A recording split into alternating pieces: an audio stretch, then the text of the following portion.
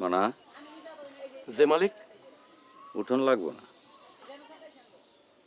তারা তোরা এসে খাওয়ান দিয়া যায় না? জি মালিক। কি কয়? কি কবে? কি চায় তোর কাছে?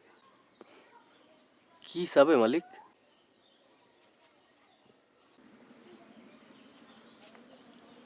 তারা যদি এই জমিতে আর পা রাখে, তোর মুন্ডু কাইটা আমি পাশের আগায় ঝুলাম। কথাটা মনে থাকবো তো? জি মালিক।